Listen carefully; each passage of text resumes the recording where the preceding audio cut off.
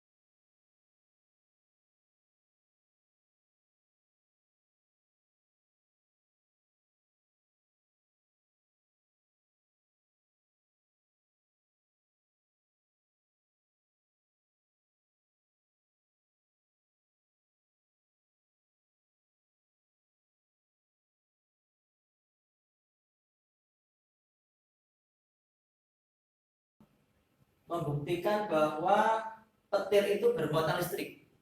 Ada lagi penelitian yang dilakukan oleh Olvir dan Wilbur Briggs bahwa dia dengan layang-layang untuk pengujian pemelintiran sayap yang pada akhirnya pada tahun 1903 beliau menemukan pesawat untuk yang pertama kalinya.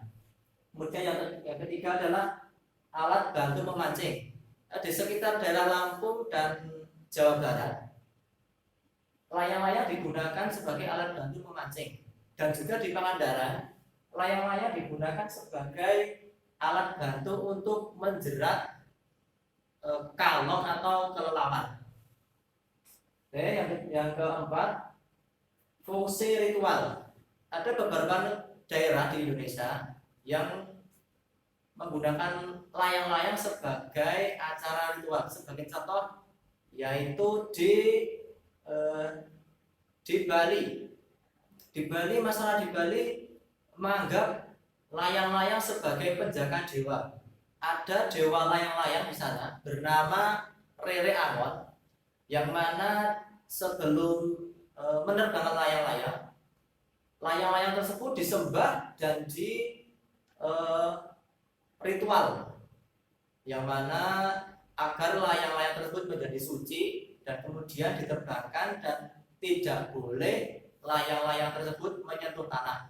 Dan apabila layang-layang tersebut menyentuh tanah, akan berdampak pada warga tersebut, yaitu kemalangan atau musibah. Terus kemudian yang kelima, sebagai ajang lomba dan festival.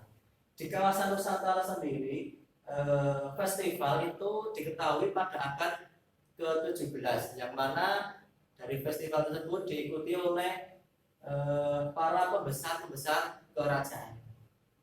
Terus yang keenam, sebagai alat bermain.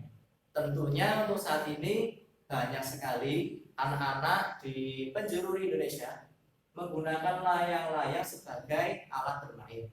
Tidak juga anak-anak, untuk saat ini ternyata orang dewasa juga memainkannya. Kemudian setelah fungsi layang-layang, ada jenis-jenis layang-layang. Ada 3 jenis layang-layang. Yang pertama, layang-layang 2 dimensi. Layang-layang 2 dimensi ini memiliki rangka yang datar, yang mana dalam proses pembuatannya itu relatif mudah karena memiliki rangka yang datar, dan waktu pembuatannya pun relatif mudah. Sebagai contoh adalah, ini adalah layangan pegon. Biasanya ini dibuat di daerah Jawa Timur. Dan yang kedua, layang-layang jajar genjang. Ya, layangan ini hampir di seluruh Indonesia pasti menjumpai layang-layang seperti ini. Untuk yang ketiga, layang-layang yang berasal dari Bali. Layangan ini merupakan layang yang sangat besar, namanya layangan jagan. Nah, layangan ini sudah diikut sertakan dalam berbagai festival nasional maupun internasional. Kemudian selanjutnya, layang-layang 3 dimensi. Jenis layang-layang ini memiliki rangka yang bentuknya disesuaikan dengan keinginan yang membuatnya. Jenis layang-layang ini dalam proses pembuatannya relatif sulit. Maksud saya sulit karena dari bentuknya memiliki kerumitan tersendiri, dan waktu proses pembuatannya juga relatif lama. Kemudian ada lagi layang-layang olahraga. Tentunya layang-layang ini digunakan sebagai ajang olahraga, dan tentunya sangat menyenangkan dan menyehatkan. Sebagai contoh adalah layangan seperti ini. Ya, layangan ini memiliki tali penghubung 2 kanan dan kiri seperti ini. Jadi cara menerbangkannya seperti ini. Terus ada lagi layangan daring. Nah, layangan ini sering diadu lombakan. Jadi yang diadu itu talinya. Jadi layang siapa yang paling akhir terbang, maksudnya bertahan terbang paling lama, dia yang menjadi juaranya, seperti itu. Jadi layang-layang di Indonesia itu sejak tahun 1970-an sering dimodifikasi oleh para seniman layang-layang yang mulanya terbuat dari daun, kemudian dari kain, kemudian dari kertas, dan saat ini kebanyakan dibuat dari plastik yang aman dari air. Kemudian dari proses pembuatannya juga, yang dulunya itu mungkin hanya bilangan senti, sekarang menjadi bermeter-meter, kadang ada yang sampai 5 meter dalam proses pembuatan layangan, dan juga layangan 3 dimensi yang amat besar, dan biasanya itu dilakukan oleh orang dewasa dan berkelompok, kemudian dilakukan dalam suatu festival ataupun lomba. Festival dan lomba di Indonesia sendiri sekarang dilakukan seringnya saat musim kemarau di berbagai wilayah di Indonesia, tapi pada yang terkenal sampai di penjuru dunia adalah di kawasan Pangandaran dan di wilayah Bali. Itu festival dilaksanakan secara internasional. Mungkin itu yang dapat saya sampaikan.